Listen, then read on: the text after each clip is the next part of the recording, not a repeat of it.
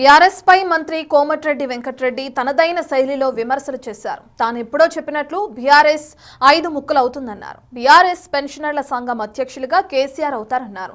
ఎంపీగా ఉన్నప్పుడు పార్లమెంటులో మాట్లాడని కవిత పాదయాత్రలో జనాలకు ఏం మేలు చేస్తుందన్నారు మంత్రి కోమటిరెడ్డి వెంకటరెడ్డి.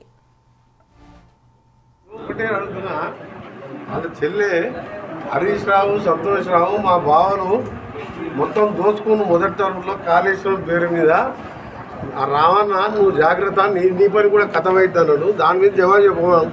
ఆ పిల్లగాడి మీద నేను ఆన్సర్ చెప్తే నా లెవెల్ దగ్గర కాదు. ఆయన ఉద్యమం లేడు. నేను కొట్లాడినప్పుడు, నేను ఎమ్మెల్యే అయినప్పుడు ఆయన అమెరికా గుంటూరులో చదువుకుంటున్నా. ఆయన దాని మీద నేను కామెంట్ చేయగానే మీ కుటుంబ పంచాయతీ తెచ్చుకొని నేను ఎప్పుడో చెప్పినా 5 టీఆర్ఎస్లు అయితాయండి. మళ్ళీ చెప్పాక టీఆర్ఎస్ రిటైర్డ్ టీఆర్ఎస్ పెన్షనర్స్ ఉంటుంది కదా, టీఆర్ఎస్ పెన్షనర్స్ కేసీఆర్ అధ్యక్షుడు, ఓ టీఆర్ఎస్ హెచ్ అంటే హరీష్ రావు, టీఆర్ఎస్ కవిత అంటే ఏం పెట్టుకుంటుందో తెలియదు పేరు, ఆమెమో తిరుగుతున్నది. టీఆర్ఎస్ ఎస్, టీఆర్ఎస్ కేటీఆర్, టీఆర్ఎస్ హిమాంశు రావు, ఈ చాలా పార్టీలు వస్తాయి. ఆ పార్టీ గురించి మాట్లాడే టైం వేస్ట్.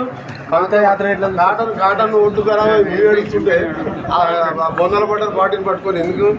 ఎప్పుడైతే టీఆర్ఎస్ బీఆర్ఎస్ పెట్టుకున్నో, బీఆర్ఎస్ అంటే బొందలగడ్డ రాష్ట్ర సమితి,